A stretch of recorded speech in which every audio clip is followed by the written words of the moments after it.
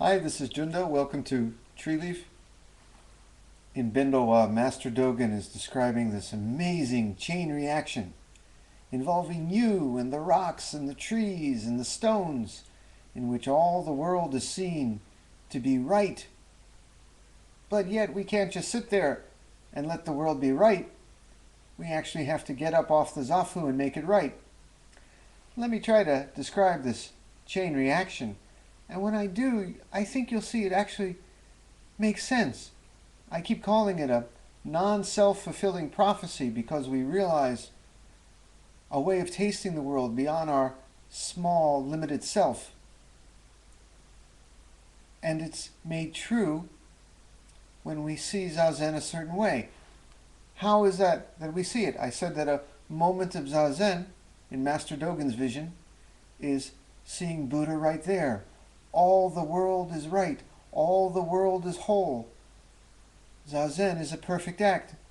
Everything's cool, man. But we can't just sit there on that assumption. We drop all thoughts, drop all resistance to the world, drop all divisions created in the mind. And then we actually taste that everything is right and whole, because we stop the mind that's always cutting and resisting and pushing away. Everything is right and whole, but we can't stop there, because Master Dogen and the Buddha didn't stay with their realization. Buddha didn't stay under the Bodhi tree. He got up and he began to teach. And Master Dogen now paints an image in which, while we see that the whole world is right and whole, let's get up and actually make it that way. Teaching others about Buddhism, bringing them the peace and wholeness that we now know. Letting others know how to transcend human suffering. Our Buddhist philosophy is kind of strange on this point, but we see that the world is right and whole, and then we get up and try to fix it. All the broken pieces.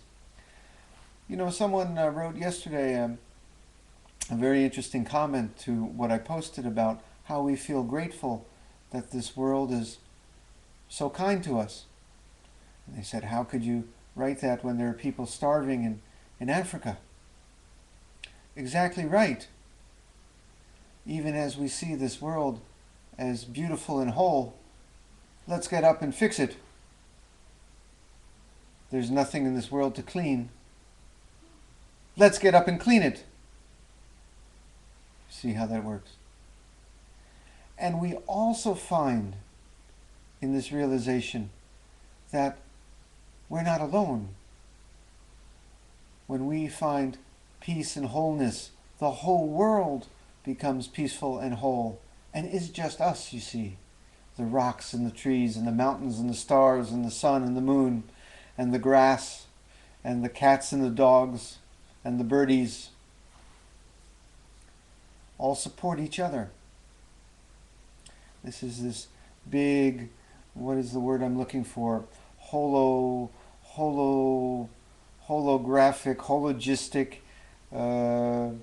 It's whole, man.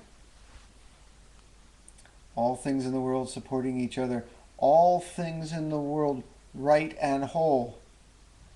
When we see it in Zazen, when we get up and taste it, when we try to teach it to others. Buddha, Master Dogen speaks of the 10,000 opportunities to do this, to teach Buddhism. And let me tell you, you don't get up and just teach Buddhism just by, for example, what I'm doing now. I'm trying to teach Buddhism. Master Dogen spoke about every second of your life now kind of automatically becomes teaching Buddhism, even in ways you don't see. There was a lovely story by Uchiyama Roshi, and about how we present opportunities for people to learn Buddhism.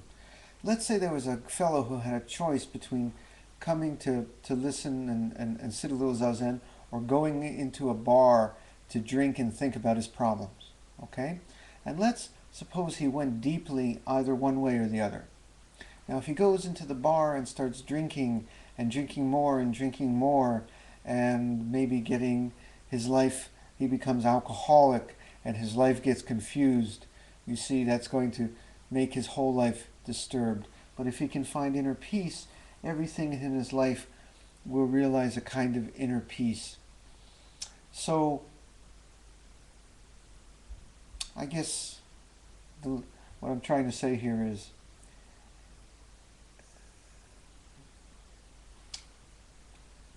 everything in your life, from the way you raise your children to how you deal with your friends and co-workers, becomes an opportunity to teach Buddhism.